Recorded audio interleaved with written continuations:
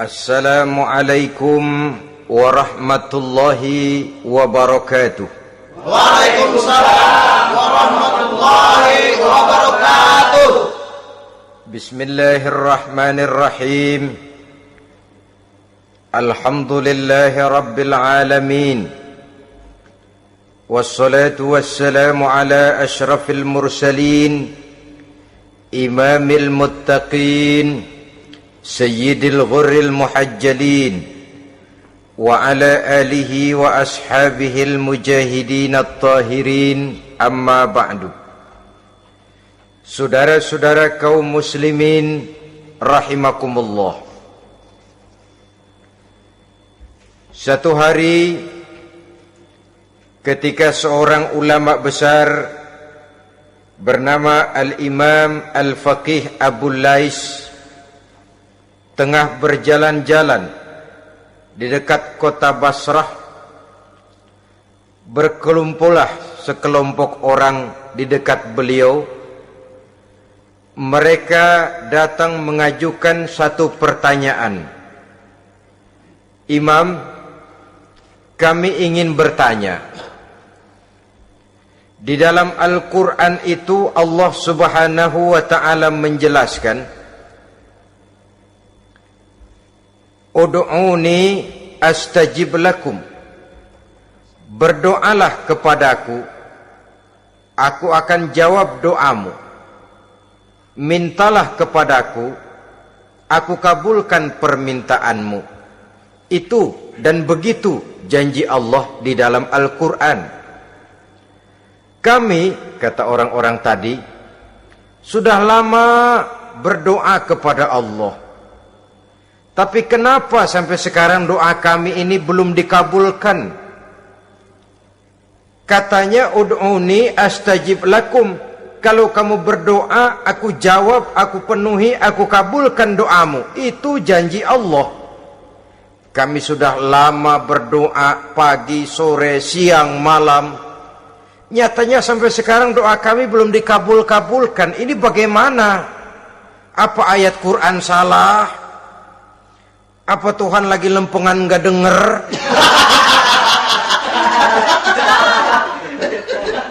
Apa doa kami yang terbalik?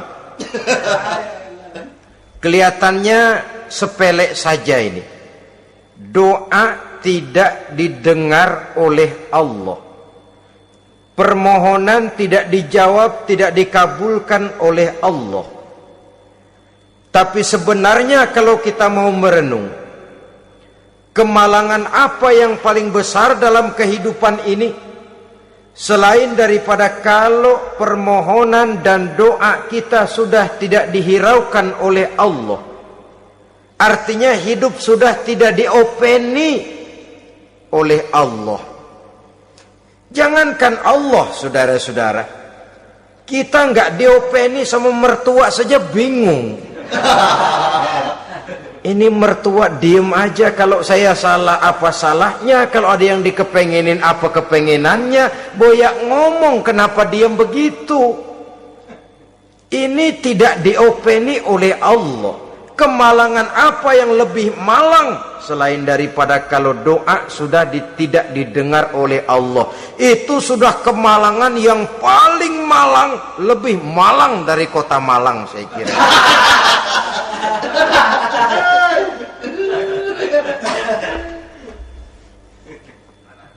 Menghadapi pertanyaan ini, Imam Al-Faqih Abu Lais senyum. Lalu beliau berkata, tuan-tuan, tahu kenapa doa tuan-tuan tidak dijawab, permohonan tidak dikabulkan? Allah sudah tidak memperdulikan tuan-tuan ini. Kami tidak tahu, Imam, maka kami bertanya. Begini, hati tuan-tuan itu mati. Dari hati yang mati, channel tidak nyambung kepada Allah. Dari channel yang putus tidak ada getaran strom, bagaimana akan timbul gejala? Hatimu mati, jadi pantas kalau doa tidak dikabulkan, permohonan tidak dipenuhi, doa tidak terjawab, hatimu mati. Saudara-saudara kaum muslimin, dari hati yang mati ini, getaran tidak akan sampai ke hadratullah azza wa jalla. Nah, ini juga satu penyakit yang kita sangat khawatirkan, yaitu apabila hati kita sudah mati selagi jasad masih hidup. Artinya, jadilah kita bangkai berjalan di hadapan Allah Subhanahu wa ta'ala.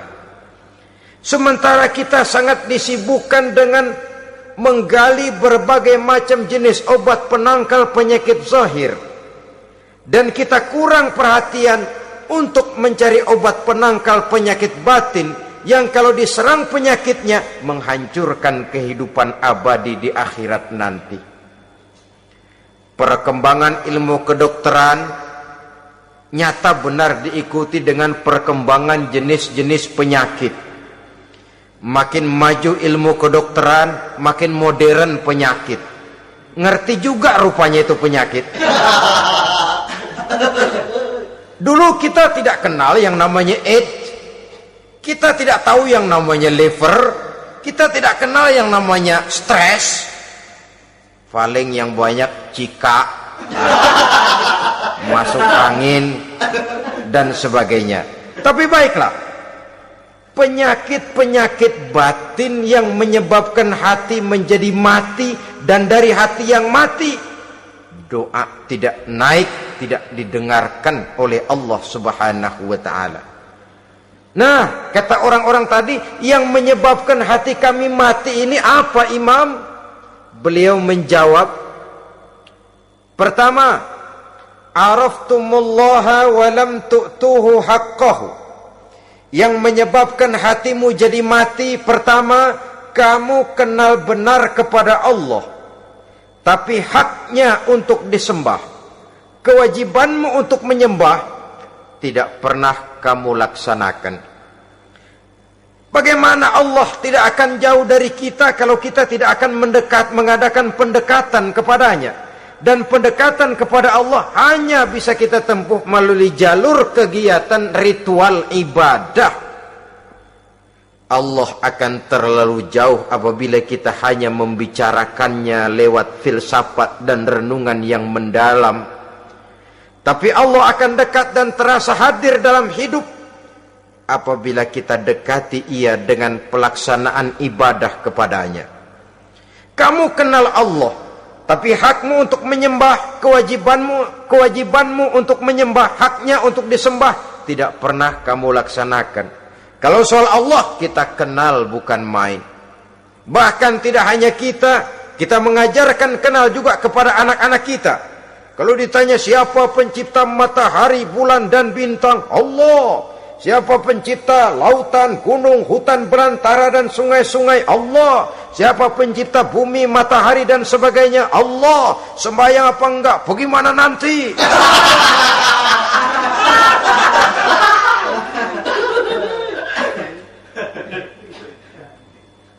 Tanpa pendekatan, Allah akan jauh.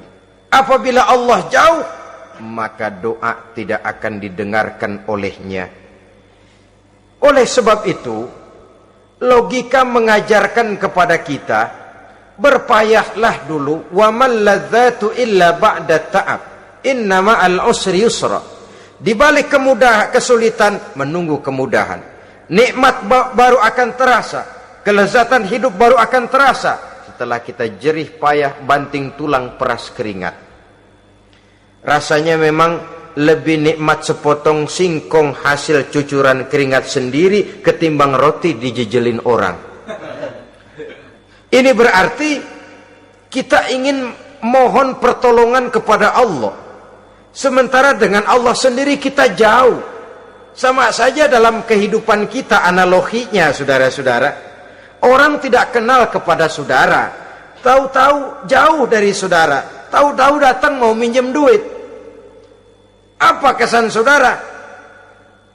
Enak aja, kenal enggak, dekat enggak, datang-datang mau minjem duit. Emang duit percetakan bapak lu?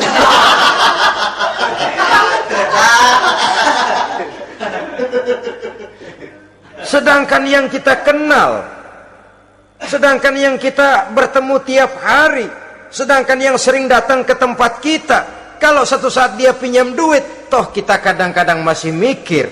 Apalagi datang nggak pernah, berkunjung nggak pernah, ngobrol nggak pernah, apalagi kenal juga nggak pernah, datang-datang mau minta. Macam apa?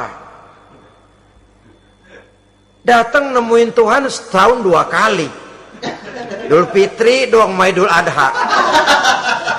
Doa cerewet banget, apa itu? Apa aja diminta. Saudara hadirin, bagaimana doa akan kabul, permohonan akan dijawab? Jikalau kita jauh dari Allah, kita kenal Allah, haknya untuk disembah, kewajibannya untuk menyembah, tidak pernah kita laksanakan. Itu yang menyebabkan hati kita lalu menjadi mati. Padahal mengenal Allah, setelah mengenalnya, mengadakan pendekatan kepadanya melalui ritual ibadah yang dicontohkan oleh Rasulullah Sallallahu Alaihi Wasallam. Ini hal pertama yang menyebabkan hati jadi mati. Kamu terlalu kenal Allah tapi tidak pernah menyembah kepadanya. Sama aja orang kerja kagak, habis bulan mau minta gaji. Karena kita jitak palanya. Macam apa? Kerja enggak, tahu-tahu datang mau minta gaji. Kerja dulu yang baik, habis bulan baru enggak diminta pun memang sudah ada jatahnya. Ibadah dulu kita kepada Allah. Soal Allah memberikan karunia kepada kita, itu hak Allah. Apabila kita dekat dengannya, ibadah yang kita laksanakan benar, karunia itu akan datang kepada kita. Saudara-saudara, yang kedua yang menyebabkan hati jadi mati, qara'tumul Qur'an walam ta'malu bih. Kamu baca Al-Quran tapi ajarannya tidak pernah kamu amalkan. Kamu baca Quran tapi isinya kamu injak-injak. Sehingga ada peringatan dari Rasul Sallallahu Alaihi Wasallam. Beliau bersabda, "Iza azzamat ummatid dunya wa fi riwayatin dinaron wa dirhaman nuzi'at minha haibatul Islam. Wa iza turikatil amru bil ma'rufi wan nahyu 'anil munkari hurimat 'alaihim barakatul wahyi. Wa iza tasabat ummati saqatat min 'ainillah." 3 peringatan keras tapi yang merupakan gejala penyakit kita umat Islam diperingatkan oleh Nabi kita. Pertama, iza azzamat ummatid dunya. Apabila umatku telah terlalu mengagung-agungkan dunia, apabila umatku telah jatuh menjadi umat yang materialistis, segalanya diukur dari sudut keduniaan saja, nuzi'at minha haibatul Islam, maka akan dicabutlah dari mereka kehebatan agama Islam. Hilang kehebatan Islam apabila kita jatuh menjadi umat pengagung dunia, penyembah materi. Nilai kita, keberadaan kita tidak dihargai orang lain. Orang memandang kita remeh saja. Orang Islam gak ada apa-apanya, bayar aja. Bisa dibeli, bisa diatur, bisa dikerjain, garap saja. Nuzi'at minha haibatul Islam, hilang dari mereka kehebatan Islam ini. Kenapa? Mereka telah mengagungkan dunia dan menjadikannya sebagai tujuan. Padahal dunia cuma alat, materi cuma alat, harta cuma alat. Yang kedua, wa iza turikatil amru bil ma'rufi wan nahyu 'anil munkari hurimat 'alaihim barakatul wahyi. Apabila telah ditinggalkan amar ma'ruf dan nahi munkar, maka hilanglah keberkahan wahyu. Ini yang ada hubungannya dengan masalah kita. Kita baca Quran, kita tidak amalkan isinya. Bagaimana hati tidak jadi mati? Amar ma'ruf dan nahi munkar ditinggalkan orang, hilang keberkahan wahyu. Pada saat itu boleh jadi Quran ada, tapi cuma tinggal tulisan saja. Islam ada, cuma tinggal sekedar nama saja. Diseminarkan, disemposiumkan, dimuktamarkan, tapi tidak dijabarkan dalam kehidupan sehari-hari. Apabila amar ma'ruf dan nahi munkar telah ditinggalkan orang, hilang keberkahan Quran itu. Akibatnya apa? Apabila amar ma'ruf tidak lagi digalakkan orang, nahi munkar tidak dilaksanakan orang, lalu orang menilai sesuatu menurut seleranya sendiri. Mana yang ma'ruf, mana yang munkar, tidak ada lagi patokan utama. Kalau baik kata otaknya, dia kerjakan. Tidak baik menurut otaknya, dia tinggalkan. Agamanya adalah otak, berhalanya adalah akal. Akhirnya umat kehilangan pedoman. Tidak lagi jelas mana batas yang ma'ruf, mana batas yang munkar. Dalam kondisi sedemikian, akhirnya akan terjadi penjungkiran nilai. Paling celaka nantinya, yang ma'ruf malah dianggap munkar, yang munkar malah menjadi ma'ruf. Peringatan ketiga dari Nabi, wa iza tasabat ummati saqatat min ainillah. Apabila umatku sudah saling berbantahan, apabila umatku sudah saling caci memaki, saqatat min ainillah, jatuhlah mereka dalam pandangan Allah Subhanahu wa ta'ala. Hilang wibawa umat yang sudah saling mencaci maki, saling menjatuhkan, saling gasak, gesek, gosok. Justru agama menganjurkan kita ini saling asah, asih, asuh. Kadang yang kita praktekkan, kita ini saling gasak. Yang kedua, saling gesek. Yang ketiga, saling gosok. Gasak, gesek, gosok. Kacau kita ini. Saling gasak, menjegal kawan seiring, menggunting dalam lipatan. Saling gosok, fitnah sana, fitnah sini. Saling gesek, sikut kiri, sikut kanan. Tidak peduli orang lain luka dan sebagainya. Yang penting dia bisa nangkring. Jatuh kita dalam pandangan Allah apabila umat sudah saling mencaci maki. Maka kita kembali kepada persoalan, hal kedua yang menyebabkan hati jadi mati, qara'tumul Qur'an walam ta'malu bih. Kita baca Al-Quran, tapi ajarannya nyaris tidak kita amalkan di dalam kehidupan kita. Akibatnya, hati lalu jadi mati. Itu yang kedua. Yang ketiga, yang menyebabkan hati jadi mati dan doa tidak terjawab. Idda'aitum annakum min ummati Muhammadin sallallahu alaihi wasallam. Walam ta'malu bisunnatihi. Kamu mengaku, kamu memproklamirkan diri sebagai umatnya Nabi Muhammad, tapi sunnahnya tidak pernah kamu amalkan. Malahan perkembangan paling akhir, bukan saja tidak mau mengamalkan sunnah, malah mengingkari sunnah. Inna lillahi wa inna ilaihi raji'un. Oh, Nabi Muhammad itu manusia biasa seperti kita. Sebagai manusia dia bisa salah. Dan ternyata hadis banyak yang palsu.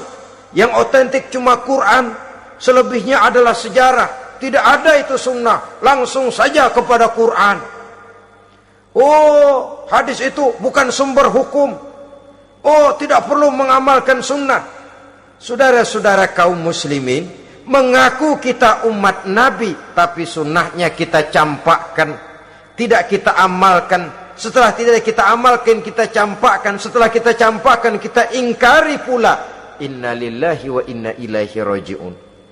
Bagaimana hati tidak jadi mati? Kalau siang malam kita memproklamirkan diri sebagai umat Nabi Muhammad, sementara sunnahnya kita campakkan, kita abaikan, dan kita ingkari dia, sunnah itu.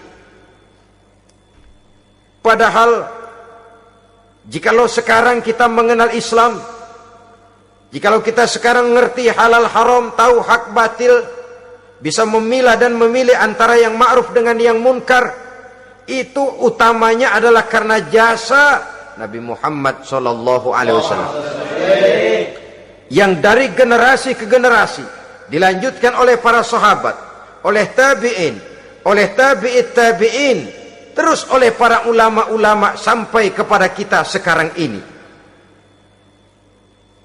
Walaupun beliau hanya berfungsi sebagai penyampai, tapi kepribadiannya dijadikan model oleh Allah Subhanahu wa taala di dalam kita melaksanakan kehidupan beragama.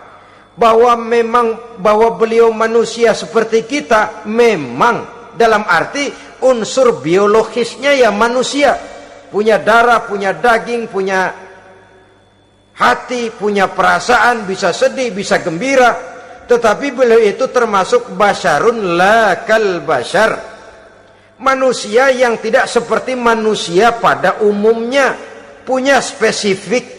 Dan itu wajar sebagai seorang Rasul pilihan Allah, apalagi merupakan Rasul pilihan dari sekian puluh pilihan. Bahwa jamrud itu batu memang, tapi nilainya kan berbeda dengan batu kolar. Satu truk batu kolar dengan barangkali segenggam batu jamrud, nilainya tentu jauh lebih mahal batu jamrud. Kalau soal batunya, sama batunya, tapi nilainya berbeda karena esensinya berbeda. Kita manusia, Nabi Muhammad juga manusia, sama manusianya memang, tapi kualitasnya, nilainya tentu jauh panggang daripada api. Itu sebabnya Allah menjadikan beliau sebagai model. Laqad kana lakum fi rasulillahi uswatun hasanah. Di dalam diri Rasul itu terdapat contoh teladan yang sangat baik bagi kita. Oleh karenanya, pada pertemuan kali ini, apabila kita konsekuen mengaku umat Nabi Muhammad, marilah konsekuen juga menegakkan sunnahnya. 3. Yang keempat, yang menyebabkan hati jadi mati dan doa tidak terjawab, akaltum ni'mata rabbikum walam tashkurulah. Tiap hari kamu makan nikmat Tuhanmu, tapi kamu tidak pernah mau bersyukur kepadanya, kepada Allah Subhanahu wa ta'ala. Nikmat Tuhan kita doyan banget, tidak pernah sehari dan sesaat pun terlepas diri dan hidup ini dari nikmat-nikmat yang diberikan Allah. Sejak kita bangun tidur sampai tidur kembali, bahkan tidur itu sendiri, di pasar, di sawah, di kantor, dimanapun kita berada, nggak pernah nikmat Allah berhenti. Hidup kita dalam alam diberikan segala fasilitas untuk menunjang kehidupan. Nggak pernah Allah pasang pajak matahari, nggak pernah Allah pasang pajak gas udara. Nikmat-nikmat yang banyak itu tiap hari kita kecap, tiap hari kita nikmati, tapi kita tidak pandai bersyukur. Padahal Allah memberikan peringatan keras dalam hadis qudsinya, man lam yashkur ala na'mai wa lam yasbir ala balai falyakhruj min tahti samai wal yatlub rabban siwaya.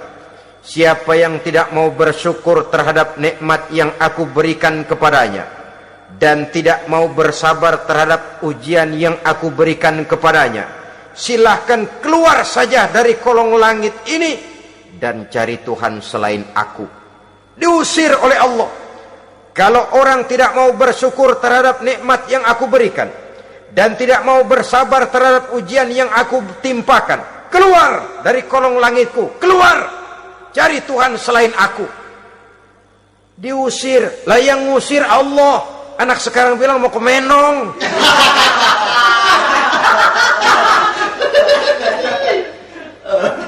Kalau diusir kita dari Jakarta, masih bisa pindah ke Bandung. Diusir kita dari Bandung, bisa pindah ke Jogja, Solo. Diusir kita dari Indonesia, bisa pindah ke Singapura, Malaysia. Diusir dari kolong langit, mau cari langit mana lagi? Kalau kau tidak mau mensyukuri nikmatku, tidak sabar terhadap ujian yang aku berikan kepadamu, keluar saja, keluar dari kolong langitku ini, cari Tuhan selain aku.